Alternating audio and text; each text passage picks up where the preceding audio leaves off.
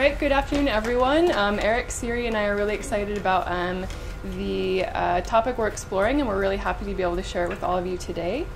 To give you a really quick background, the zoo has identified 3 overall learning goals that teachers may be thinking about when they conduct self-guided zoo tours.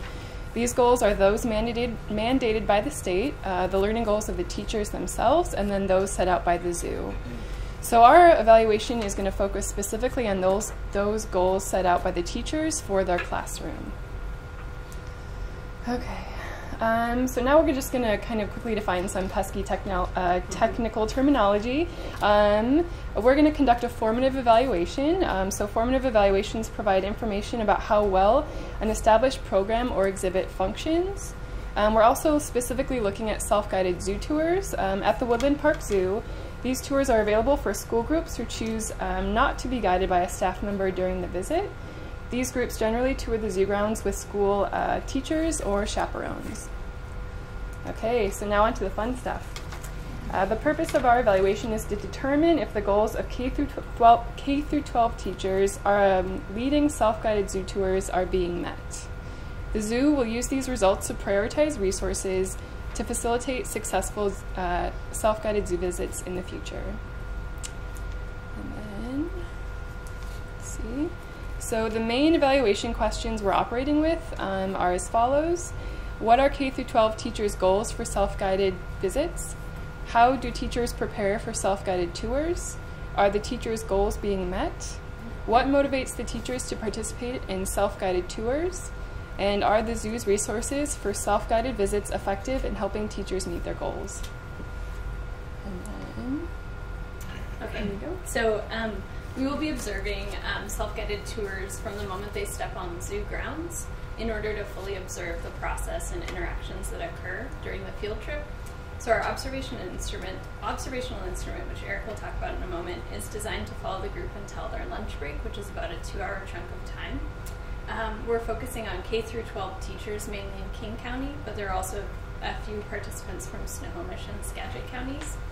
And so this group is relatively unknown to the Woodland Park Zoo staff because their only point of contact comes from a confirmation email sent 3 weeks prior to the visit. So this email allows the staff to add links about the items of interest, such as scheduled keeper talks, yet it doesn't provide for any face-to-face interaction or any feedback. So the education staff focused in the school and community engagement team wants to see how teachers utilize the Zoom materials and whether the teachers feel their goals are being met.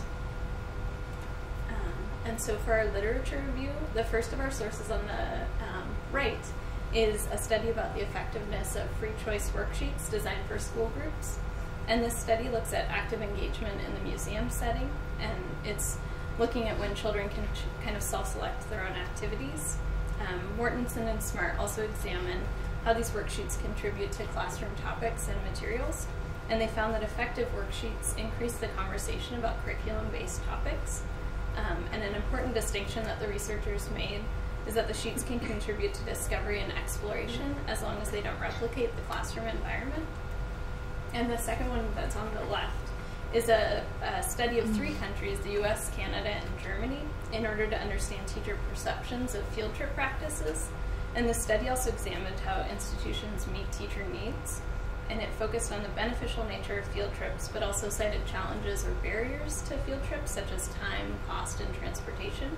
And the article suggests that there should be an increase in communication between institutions and the teachers in order to more effectively blend formal and informal education, which in turn can lead to more efficiently adapted materials. All right, on to our methods. So, as Siri mentioned, the first point of contact for teachers is when they register for the self-guided field trip.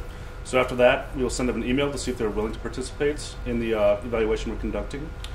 And just as an initial point of contact, explaining the evaluation, what its purpose is, and all that. And then our first tool, this is the instrument we're using during the visit itself, and it's kind of split into 2 parts. This first part is when the class first gets to the zoo. We'll ask, this will be when the data collector goes to the teacher and asks them 4 questions. These questions are, what are your goals for your field trip today? How did you prepare your students for your field trip? What activities do you have planned for your field trip today? And what resources will you be using today? And are they from the zoo's website or the materials you made yourself? And then once this information has been gathered, it'll be used as for the second part, which is over here. And this is kind of split into two sections. The first section here is kind of a checkbox of when activities and conversations that are likely to happen. And these kind of categories are talking about their goals, class engaging in activities, interacting with zoo staff or volunteers, materials being used, and talking about classroom topics. And so whenever the data collector sees these kind of happening or conversations arise, they'll just make a check and kind of keep going along with it. And then for the second part, this is more qualitative kind of data we can collect. And it will be when students or the data collectors hear these conversations, they'll mark either the T for a teacher talking, S for a student, or Z for a zoo staff or volunteer talking. And they record kind of more qualitative, what's happening in that conversation to kind of get that rich data set out. And then after the visit, or hopefully during the lunch break that the class will take, we use the post-visit questionnaire. And this will be asking information about what resources they used, kind of have their goals been met, and if they have any recommendations on how to better support their self-guided visit themselves. And we're still trying to figure this out a little more, but we'd like to do it as much as we can on site the day of. But if that doesn't seem feasible, or if it's getting really hard for teachers to find time, we can try to use this after, either via email or during the phone interview. So for our observational instrument, we're going to aim at a sample size of 100, whereas with our post-visit questionnaire, we're aiming for 20 to 30 interviews. And knowing that our post-visit instrument is very open-ended, we hope to gain rich information, which we feel is best limited to a smaller sample size than our observational tool. And we'll be using a convenient sampling method in order to gather the greatest amount of responses. Okay. All right. Well, so thank you everyone for coming today, and we'd really love your feedback. So if you have any questions or comments, we'd love to take those at this time. Anyone? Yeah, thank Can you. you go back to your tool? Sure. Yeah. Which one? Would you like the during or the post? That one. Okay. Okay. And one thing I was curious, are you differentiating at all between the chaperone and the teacher when it's the adult? Because the classes are going to split, right, Yeah. during Yeah. your visit. So will you always follow the group that the teacher has? Is that what Well, you're thinking? I don't. It'd be tough. If we have more than one data Yeah. collector present for that group, I think we'd like to. But if we can only have one available, we'd like to follow the teacher. Yeah. The teacher. And I also, think that yeah. makes sense because Yeah. that's kind of who the focus is. Totally, Yeah. yeah. And we did kind of a pilot test with Yeah. just following a zoo group, and we specifically followed the teacher who set the goals out for the kind of overall visit. Right. So that worked really well, and we were able to kind of talk with her and Yeah. find out her learning goals. So that was really awesome. Yeah. And I can see perhaps if that's not possible for everyone, that Right. we can maybe ask the teacher if their learning goals apply to the whole visit, and Yeah. if so, then we can kind of draw conclusions from there. But Yeah. I think ideally we would probably follow the individual teacher. And sometimes it'll be interesting to see how often this is the case, but sometimes the teacher doesn't assign themselves a group, and they kind of just float around between Yeah. all Right. the groups, so you might get that situation Yeah, too. definitely. Right, yeah. So I just wasn't sure if maybe you wanted a chaperone category Yeah. for marking who's Yeah. talking. We can definitely add something either Yeah. in the who they're following, or during this part of it, like teacher or chaperone, Yeah. just to demarcate who they're following. Yeah, because you just might end up in that situation Totally. where the adult is a chaperone. Mhm. That's great. And then the one other thing, I was trying to see materials being used. The other thing that could be considered in that observational category might be what zoo experiences, if they're taking advantage. Because I know we talked about resources Yeah. being, written things, either that they go get from the zoo or that they develop themselves. But I think the resources for their trip might also be, did they run into a zoo docent and talk to the And Yeah, that's we tried to mark that by definitely- interacting with zoo staff or volunteers. Yeah. We might have to work on wording a little bit with that, but Yeah, that's kind of Because Because we actually Way had back in that the day. before. We had like listed, I mean, that's kind of what you created, like a list of the zoo carts or things like that. And then we tried to kind of narrow it down to exact indicators of, you know, their learning goals being met. And then, Yeah. So, I guess they mostly would be covered by interacting with zoo staff and volunteers, because even if they come upon more of a formal presentation, they probably still ask questions. yeah. And that Yeah. can be marked in the conversation area. We could kind of flush that out. Like they could record maybe we should have kind of like an observations as Yeah. well. So, yeah. And we do have, I think in the post, Come on in. Oh, no problem. No problem at all. also in the post Over that way. visit, We're just finishing the district. You guys are done. and I think Katie too in the post visit, there's a spot for if they interacted with any, you know, the zoo staff and kind of how they felt about that interaction too. So that might be a spot. You know, if we miss it in the observation, maybe we can gather it there. And we had talked about as well, if you can go back to the other one. Oh, yeah, sure. We can just add a category here for other. Like there's something not listed that kind of stands out. There's something they're kind of going along with. You can have that listed, then you can kind of detail what it is and check if it's happening more than once or not. And we have tons of room down here too. So it doesn't have to be just the conversations. They can make observations they see as well. maybe So we could- that's why we try to make this as big as possible, so they can take as many notes, get as much rich data as we can. I think those are my only questions. I have a logistical question. Yes. Have you guys thought of using, or maybe a suggestion, not a question, sheet protectors if it rains? I've seen surveys where if you put them in a little binder. It's sheet not going to protector- rain. It's winter in Seattle, they it'll can be see fine. aquariums. Never happens. Yeah. No, I don't think we've thought about that. Yeah. I know there's I've right seen it in the done, and rain it works paper. really well if you Does use it? marker on them. Yeah. Okay. That might be something with the tryout, among the more technical, very detailed side of it. But yeah, Just a thought. we'll get to it. Yeah. Hey, it's appreciated. You like Yeah, it? no, it's great. Yeah. And we're just pleased that you've learned the #1 zoo education communication strategy, which is using really adorable animals. Yeah. It's You gotta very play your strengths, effective. Yeah. Kind of a broad question, but since a lot of these are open-ended answers, how do you plan on managing, organizing, and then turning those into some kind of meaningful conclusion?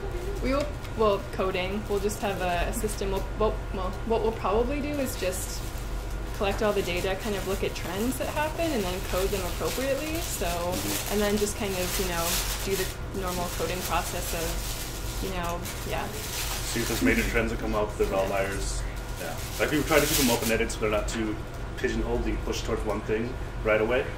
So if you get all these diverse motivations, goals, ideas on the whole process itself, it gets a clear picture from their perspective rather than having that or almost evaluation influencing what they're kind of responding to. This just for all of the teams in general. I'm just wondering because I know it's hard. It's great to have feedback right now, but it's hard to kind of absorb all of it at once. So if people have additional thoughts, I guess one thing is that they can go to the website and look at the instruments that are posted there. Also, what would you guys consider kind of how soon do you want the feedback? Like by the end of this week? that'd be Is that great. what we're That'd be shooting awesome. for in terms of Yeah, we'd love to step into next quarter, kind of. Because they'll be then kind of pilot testing their Yeah. instruments and really trying to be ready to go starting winter quarter, so starting in January, with no doubt the many eager first-year students will At the volunteer zoo to with do you. those 100 observations. It'll be fun. Anything? Any other questions? Did you guys talk about the age of kids? Are you going all the way from K through 12? Or maybe you didn't mention that earlier. Well, Yeah. But it's seems probably. we thought about it, and then I think the previous kind of survey we had looked at from Katie, there was kind of a wide range of, you know, how kind of teachers define their own grade, like take K through 12 or first grade, second grade, third grade. So I think for our purposes, we just kind of thought it would be best to just kind of, maybe not collect demographics and just go for kind of the rich data. But what do you guys think? I think we're kind of open. So, Yeah. I think it'd be definitely useful to record that, see if there's different goals that come on at different levels, and if they're enacting things in different ways. Yeah. But I don't think we can restrict ourselves to only focusing on elementary or middle or Yeah. high school. I think we'd like to see kind of that range, even if we don't get a large set from each. It'd still be nice to get that information of how they're kind of working the zoo, what their goals are. And there was interesting feedback from Ava Ferguson, if it, you know, just that we would have to increase our sample size a lot. Yeah. Do you remember that? If we, because she thought to have it representative of each grade level, and so I think that's maybe why we've shied a little bit away from it. But I think it could still be important to mark, and then if we could use it later on, possibly. Yeah. With that, Katie, would you really like to see us collect some demographic data? I think it'd be useful. Okay. I know you're not choosing a specific grade level to focus on, but I think to have that information tied to the observations. Totally. Yeah. That would be really okay. Yeah, that shouldn't be a problem. Yeah. So. One question, maybe it's not on the list there on the right, but what about, are you going to take into account like teachers using materials that are there on site, like, you know, just the panels or things like that? Like, is that part of, or is it mostly? Well, I think we really tried to come up with some specific indicators for if their specific goals are being met. So we're looking more, we're kind of, for the observation, I feel like we're looking more at kind of if, I think maybe yes, but only in relation to their specific goals. So if, you know, we're observing the teacher and they're like, all right, kids, we're going to go look at the lions and we're learning about lions in class, then we would definitely kind of mark that. But if it's kind of in its own, you know, just using the materials there just in like a vacuum kind of, then that's kind of not, we're looking at it kind of in a targeted way. So do you guys have any other thoughts on that? Okay. Yeah. Do you think there will be any difference in teachers that have maybe never taken the time to actually go to the zoo and are taking their students there for the first time and maybe haven't recently been in to check to see what sort of materials they have, if they'll have more or less success reaching goals? That's what we will find out. Yeah. Do you have any way for them to indicate? Yeah. You could say like, this is the first time you've been on a self-guided visit. You can definitely include that. I don't. I think we had it in the It would probably come up. Oh, right. Okay. Yeah. Useful information to collect. Is this your first self-guided visit? Have you done this before? How many times? Yeah. When teachers sign up to do these self-guided visits, is there information that's sent out, like some sort of registration packet, like to acclimate them to the zoo? There's all confirmation. Yeah, it's all through links in the confirmation email because everything's electronic. Okay, it's all so they get electronic. a couple of PDFs and a couple of different links. I think that you guys have seen. Yeah. Are you going to do any verification to see if they actually followed up on those links and read all that material? Not specifically. I mean, Yeah. we're Just not specifically, but only we might find that out kind of from the more detailed post instrument. Just how did you prepare? And then if they say, oh, I followed the links in the email, or I accessed the email or accessed the information through the website, then we can pull from there. But we're not specifically asking, did you know, that information. Okay, that might significantly change whether they meet their goals or not. Yeah. So, yeah, and if part of the results is kind of like, oh, we kind of maybe wish we had more kind of clear directions or something like that, then that would maybe inform writing the email differently or something. But yeah, so. On that note, because I can't read that up there, do you have a section that says, are there any things that would be helpful? Yeah, that's our last question is, do you have any recommendations for the self-guided tour format? Yeah. So that's leaving it really open for anything that any feedback. For sure. Yeah. I just can't read it. Yeah, I know, it's very microscopic. Yeah, sorry.